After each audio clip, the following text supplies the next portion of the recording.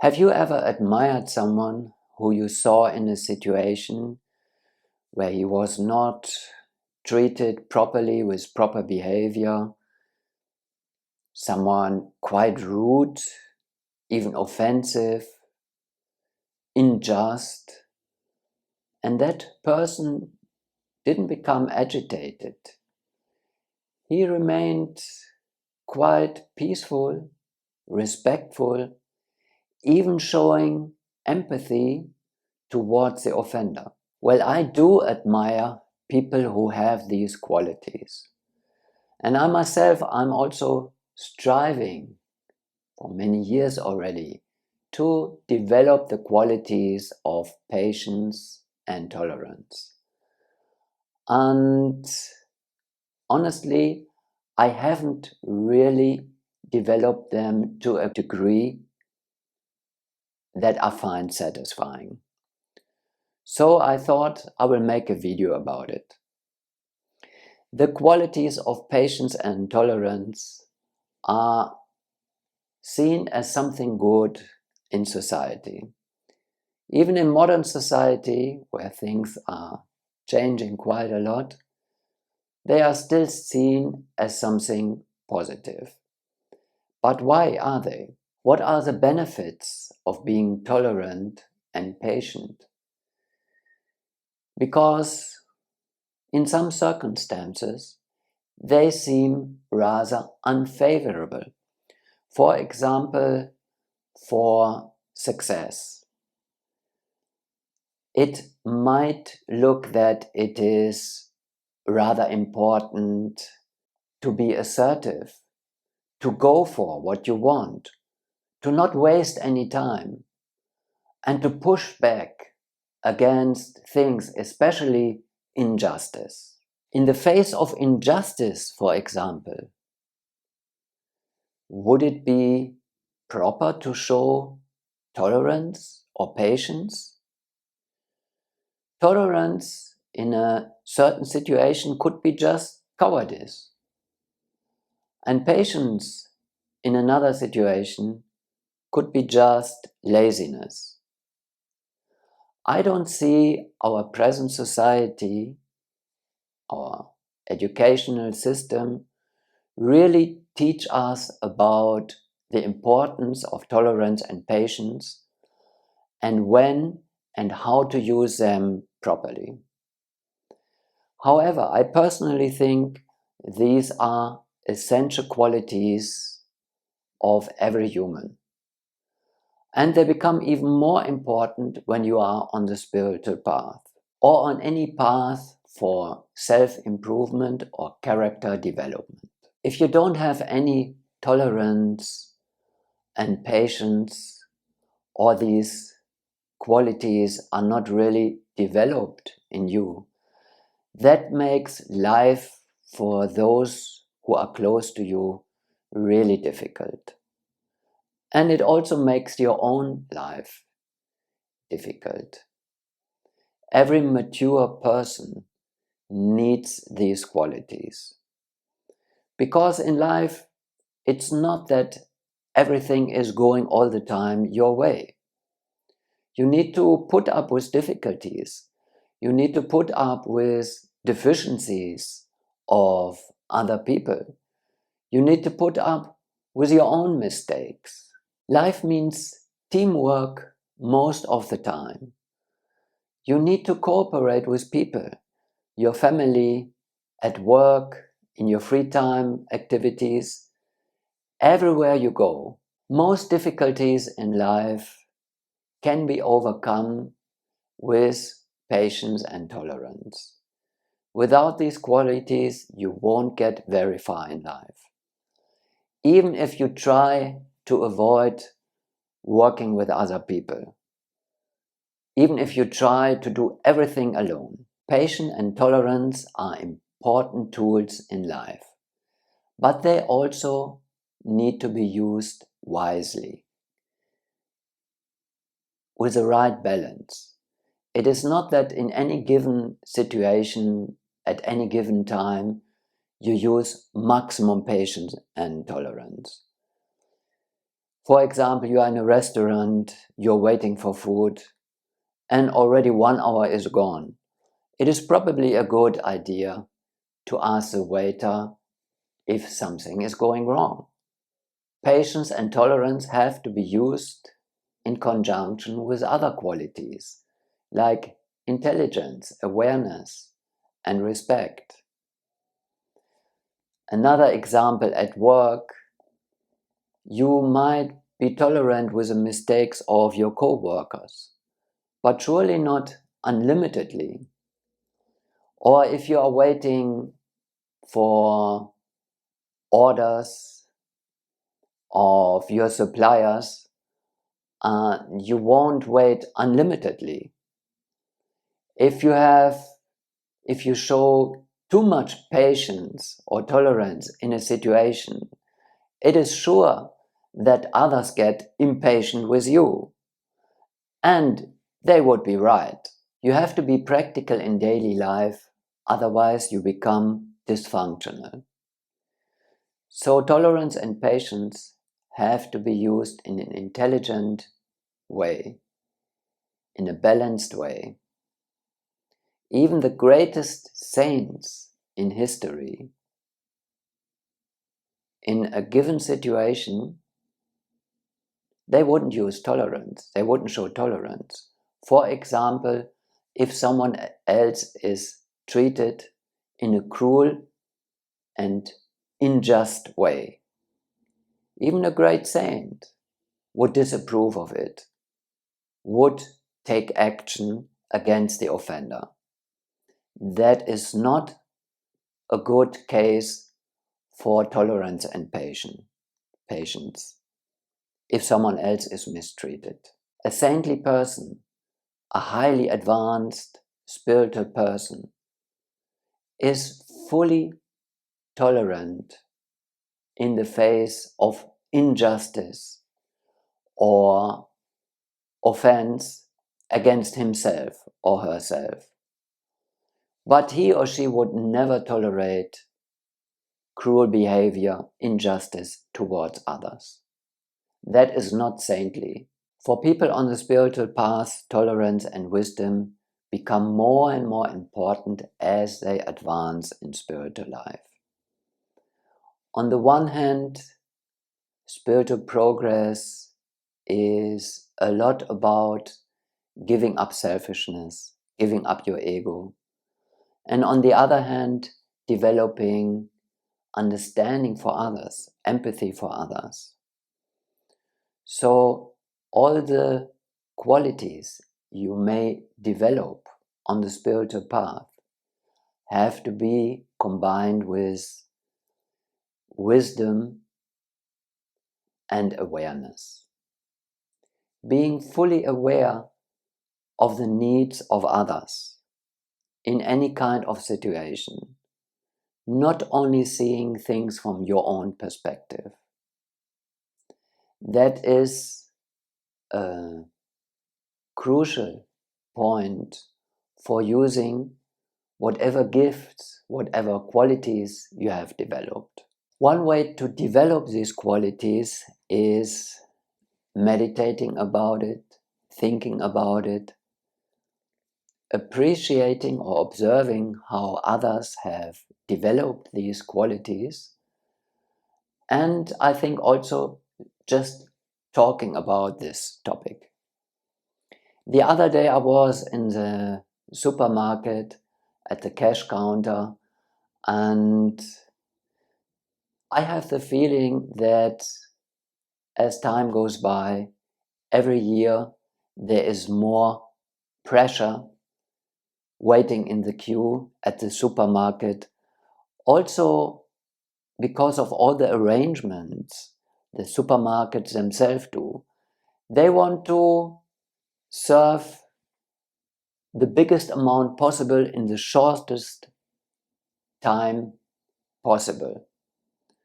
So there's a lot of pressure at the counter, at the cash counter, and it's a thing I really hate. Although I want to be effective myself, but I think it's just too much. And the other day I was freaking out at the cash counter where when I felt that I was being pushed by the people behind me, by the shop assistant especially, I didn't have time to pack the things in my bag and pay. I had to do everything in a hurry. So I couldn't control myself and made some bad comments to her, the shop assistant, which I later, when I came out of the shop, I really regretted so much, because first of all, it was unjust.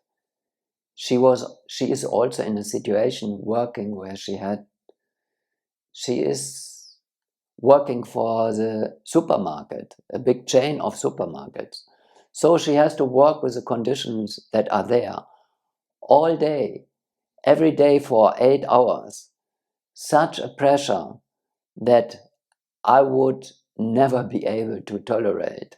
And here I am, I'm just 10 minutes in the market buying a few things, and I complained to her. I really felt bad after that.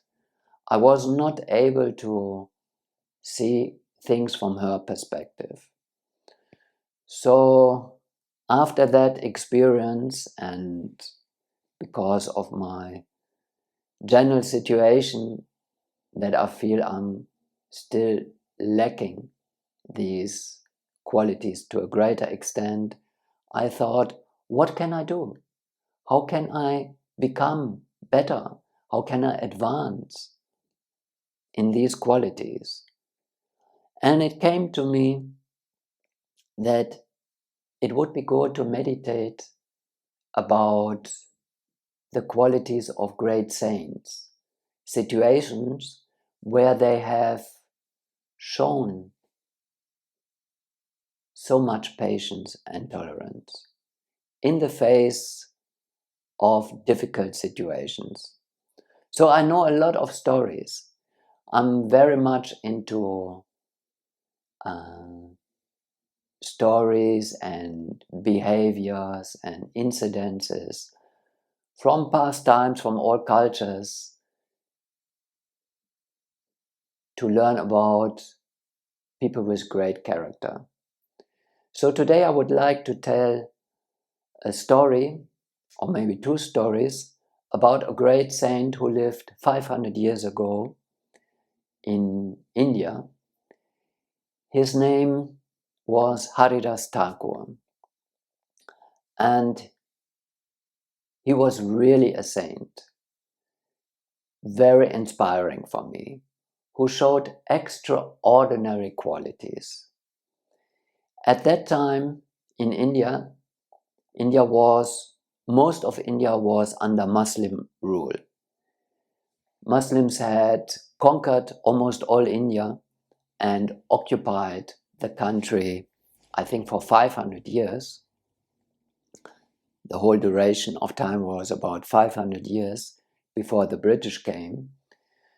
So the governor, the judges, and all important positions of administration, of management of the country, these positions were occupied by Muslims, by foreigners. And of the mostly Hindu population in India, gradually many people turned to the Muslim faith also. It became a mixed population.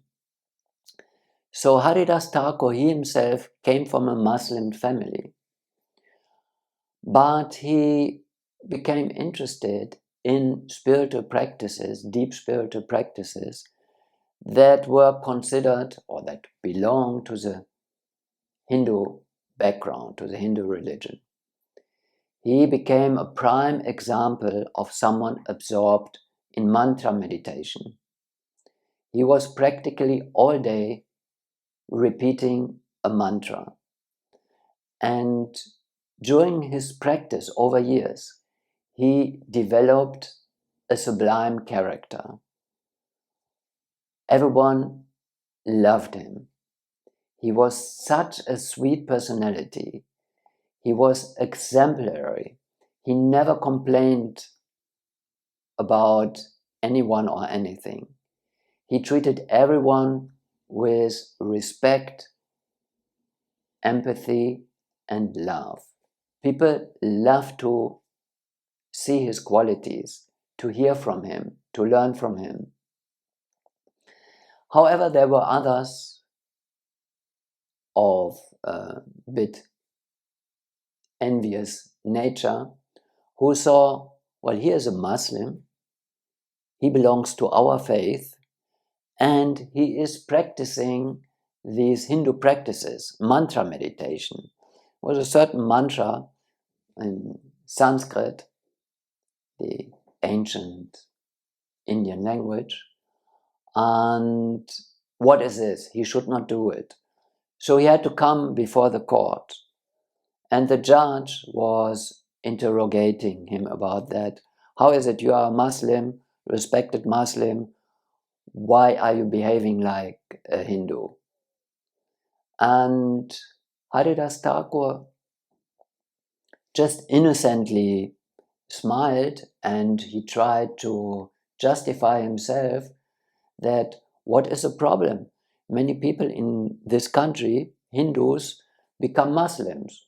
So there shouldn't be a problem if one Muslim becomes a Hindu.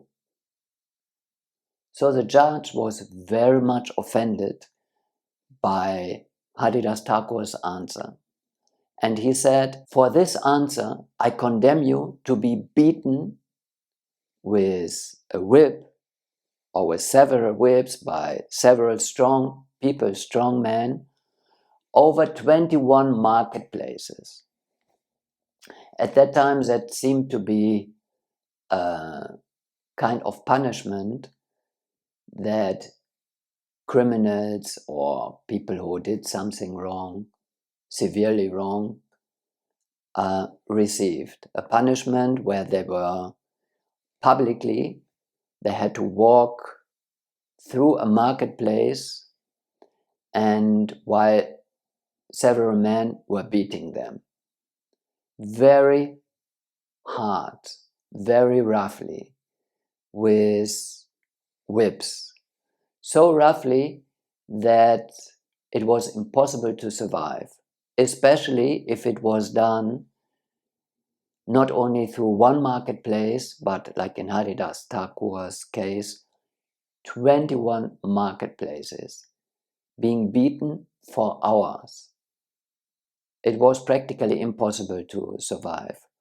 So that was a death sentence, and it was on the public place for everyone to see as an example. So Haridas Thakur humbly accepted the punishment. I mean, he had no other option anyway, but he didn't protest at all. He didn't feel bad about it. And the next day, the procedure started. There were 2 or 3 men beating him while he walked over the first marketplace, and then the second, and the third. And Haridas Thakur continued with his prayers, with his mantra practice. He was accustomed to repeat the names of God as they appear in this mantra all day, wherever he goes. So he was being beaten, and still he was repeating his mantra. So the man, his punishers, became more angry as he was continuing with his mantra recitation. But Haridas Thakur continued praying with his mantra, repeating the names of God, and he didn't seem to mind the punishment. He didn't complain, he didn't cry, he didn't falter, he didn't seem to feel any pain. So his punishers were beating him harder and harder and harder, but to no effect. He received the punishment in a humble manner, but without seeming to be affected. So after they had passed already almost 20 marketplaces, his punishers became very concerned. And they were asking him, what is going on? You don't feel any discomfort. You are not dying. You don't feel any pain even. What is going on with you? And with folded hands, they came before him and they told him, if you don't die, then we will be punished.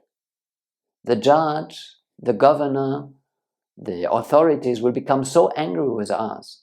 They will think we didn't do our duty properly, that we excused you, that we didn't beat you really harshly. And we will be the ones who will receive punishment. So please, can you do something about it? Can you please die? At that moment, Haridas Thakur, he noticed, oh, what am I doing here? I don't feel any pain actually. I'm so absorbed in my mantra as I used to do. I don't feel any external pain. But these people who are punishing me, they have a problem. They are afraid. They will be punished. And when they will be punished, they will feel pain. They don't have the practice of this mantra, nor will they pick it up if I tell them I have to save them. So just in order to save his punishers, he didn't feel any anger for them. He didn't want revenge. He wasn't thinking, well, they have beaten me, so it's their problem if they receive any punishment. I will be happy if they, because it is just right that they get some reaction for treating me in such a way. It is justice, supreme justice. No, he didn't feel at all like that. He felt sorry for them. He was just thinking that they don't know what they are doing. They are just trying to do their job. They don't understand the situation. They are not bad people. They are just forced by the government, by the situation, by the illusion of life they are living. They are just forced to do what they are doing. They have no superior knowledge. They have no advanced consciousness. So I want to help them. I want to save them. He felt compassion with them. They didn't feel compassion with him. They just became afraid for themselves. But Haridas Thakur, being an advanced spiritual practitioner, being a saint, a great saint, he had compassion with his punishers. So immediately, because he had higher powers, he had spiritual powers, mystic powers, immediately he fell to the ground and all life symptoms went out of his body. He seemed to be dead. His heart wasn't beating, he wasn't breathing. He looked completely like a dead body. So his punishers, being so much relieved, they threw him into the river, and the body went down into the water and wasn't seen anymore. But a few kilometers later, Haridas Thakur came out of the water again, and he went to the other side of the river and went off and was never seen again in that area. He didn't want to create any problems for anyone, but still he had his fixed vow of chanting. He had a certain vow of repeating his mantra for a certain amount of times every day. And that meant, in his case, all day. He was practicing mantra meditation for 20 hours or so every day, each day. And he became so much absorbed in it. His consciousness was so absorbed in it that he couldn't feel external pain. External things could not touch him. Or let's say it is not that he didn't feel or observe, or he wasn't aware of external circumstances, but he could choose not being affected by them. He could make a compassionate, empathetic selection of what he wanted to react to, and he could choose not to react to it, just out of a completely empathetic, compassionate behavior. This is the power of a real spiritual practice in combination with a determined and authentic practitioner. After a certain while of practice, the practice has to be authentic, the practitioner has to be sincere and make his practice intense. Then the result is there's a transformation of consciousness. And that is what Haridas Thakur showed. And for me especially, two of his qualities were tolerance and patience, in conjunction with empathy to others, in conjunction with wisdom also, superior wisdom. There's another story where Haridas is showing the same qualities in another situation. He was a young man at that time, and he was living in a village, outside of the village, in a hut, and practically all day he was sitting in his hut, or before it, depending on the weather, and observing his vow of mantra meditation, chanting the names of God practically all day, and sometimes all night. So many people came to him for spiritual advice. And he would also make time, apart from his personal practice, he would make time for people who wanted to talk to him, to consult him, important issues in life, how to develop good qualities, how to deal with problems in life, how to take to a spiritual path especially. And he became really famous, not only in the village, but in the whole area. He became so famous that the major of that village, of that area, became a bit envious on Haridas, because he felt, but I'm the most important person here. I have this position, I'm the major, I'm the controller of this town, this area, and people don't respect me as much as they respect Haridas. And who is he? He's a completely uneducated young person with no life experience, no position, no skills. He's just sitting there every day and repeating his mantra. So what is this? He's playing a saint, but I'm sure he's just playing. He's not a real saint at all. I will test him.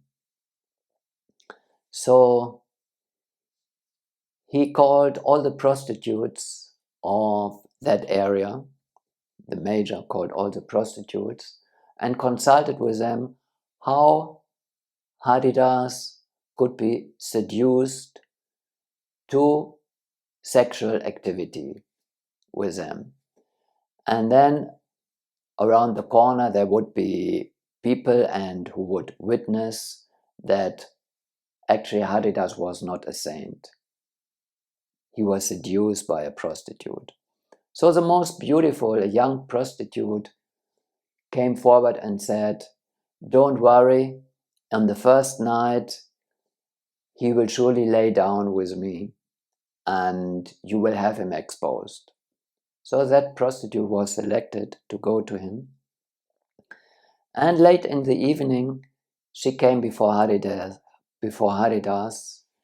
was sitting in front of his hut and chanting on his japa, repeating his mantra with full dedication and love. Tears were coming out of his eyes while he was feelingly repeating his mantra. So the prostitute came before him and told him, "Well, you are an attractive young man, and I came here to unite with you." So Haridas said, "Yeah, never mind. I will surely attend to your desires. But just sit here for a while, an hour or so. I first have to finish my vow of repeating the mantra for a certain amount of times. I haven't finished my vow yet. So just wait here and later we can do whatever you want." He didn't reject her. He was treating everyone with love and respect. And internally, because he was so advanced, such an advanced being, he knew exactly what was going on. He knew that what was the ulterior motive of that prostitute, but he didn't mind. He wasn't affected by her beauty. She was a very beautiful, sexually attractive young woman.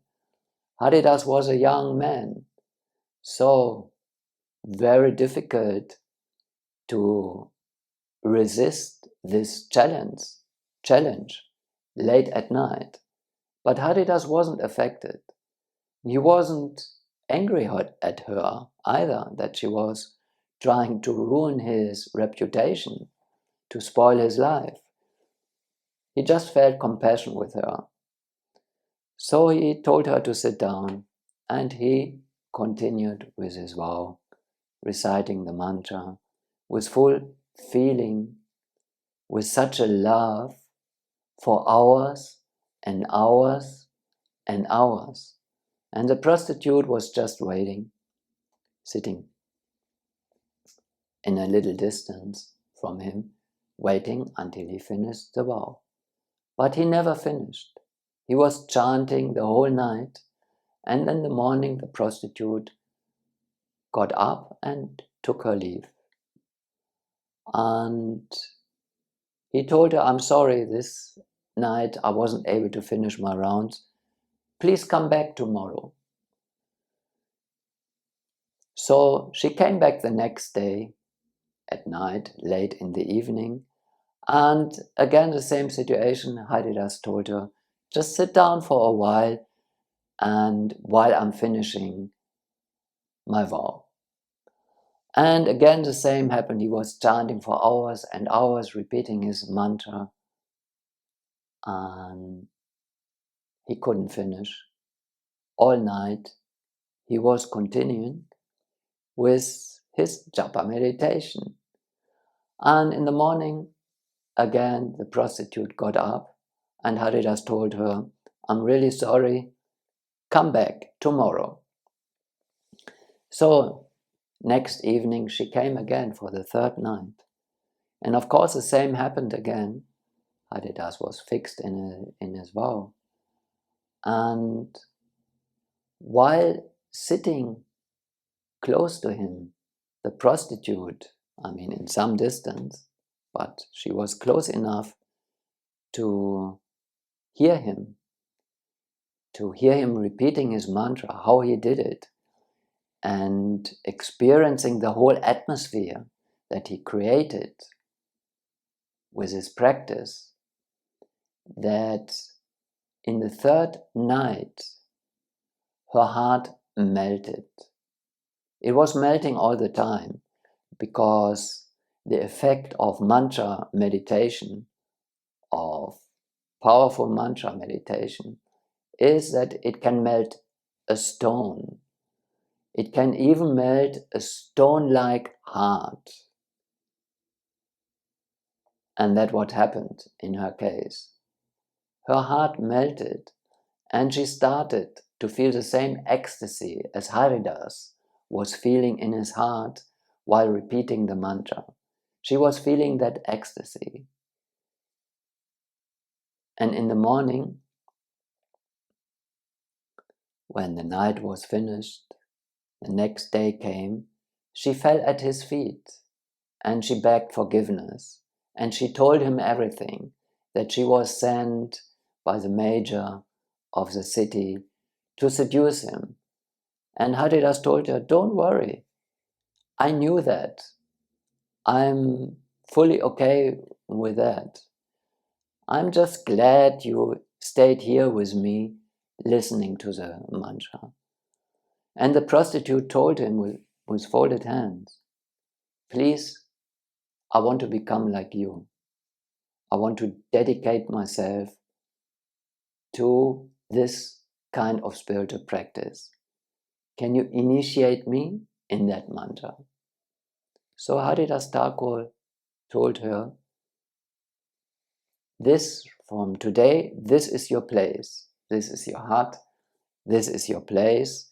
You just sit here like me, like you have observed me these 3 nights. You just sit here and repeat the mantra. And Haridas gave her all his blessings. He gave her his heart, his place. And from that time on, she was the one who was sitting there all day and all night to repeat the mantra, to practice this mantra meditation with the same dedication, with the same feeling in her heart. And she would be completely immersed in that practice. Haridas left that place. He went to another place. She became the great saint of that village, like Haridas was before. This mantra, that mantra had that power to transcend, to transform the hearts of people. And people came to her like they came before to Haridas, asking for consultation, bringing her everything she needed, bringing her food, bringing her everything. She was supplied with all the things that she needed to live. So that is a compassion, that is a tolerance and patience of a great saint like Haridas Thakur. So how can we develop patience and tolerance? Well, I think first of all we have to be convinced that these are important qualities and that we would like to develop those qualities in our hearts. That's what I was talking about in the beginning of the video. And then I think we should rethink our relationships with others. How do we want our relationships to be in the future? How do we want our personal character, our behavior to be in the future? And then take to spiritual practices, pick up spiritual practices. Also consult with others on the spiritual path to have relationships with like-minded people on the spiritual path can help a lot. And especially come into contact, maybe not personally, because you might not find any great saint who you could follow, or you might, but at least we can hear from them. Hear stories like today I told you these two stories of Haridas Thakur, and follow in their footsteps, follow their great example, take inspiration in their character and activities.